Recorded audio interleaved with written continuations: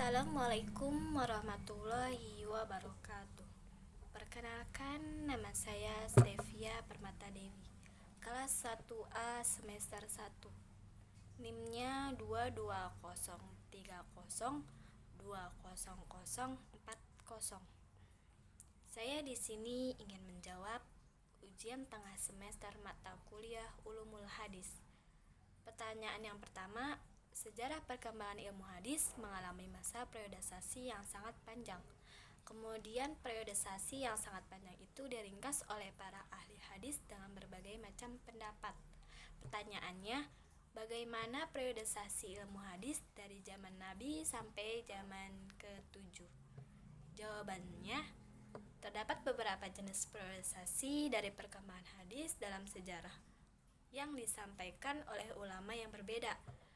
Periodisasi yang paling populer merupakan berbagai sejarah perkembangan hadis ke dalam 7 tahapan. Dari tahapan awal berupa penyampaian dari Nabi SAW, periode pertama ialah Asru al-Wahyu wa al-Takwin, atau masa diturunkannya wahyu dan penyampaian hadis oleh Rasulullah SAW. Penyampaian hadis oleh Rasulullah sebagai telah kita ketahui dilakukan tidak hanya secara lisan namun juga melalui perbuatan. Perbuatan beliau pada masa ini, sahabat menerima hadis dengan cara menghafalkan dan menulis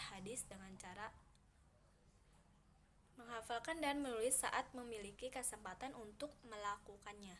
Penulisan hadis pada masa awal perkembangan hadis sangat terbatas, mengingat bahwa terdapat pelarangan mengenai penulisan hadis. Periode ketiga mengenai mana yang merupakan hadis dari Nabi, mana yang bukan. Melalui masa inilah kita dapat mengenal kitab-kitab hadis sejak periode terakhir. Pada masa ini dapat dikatakan hadis dan ilmu hadis sudah dalam posisi yang matang, dan periode ini masa berjalan hingga masa kini. Pertanyaan kedua, apa saudara ketahui tentang hadis dengan juga apa yang dimaksud ilmu hadis? Jawabannya, hadis sesuatu yang disandarkan kepada Nabi SAW berupa perkataan, perbuatan, takhrir, ketetapan, atau sifatnya. Ilmu hadis merupakan ilmu pengetahuan yang membicarakan cara-cara persambungan hadis sampai ke Rasulullah SAW. Dari segi hal ihwan para rawinya yang menyangkut kedabit'an dan keadil-adilannya, dan dari bersambung dan terputusnya sanad.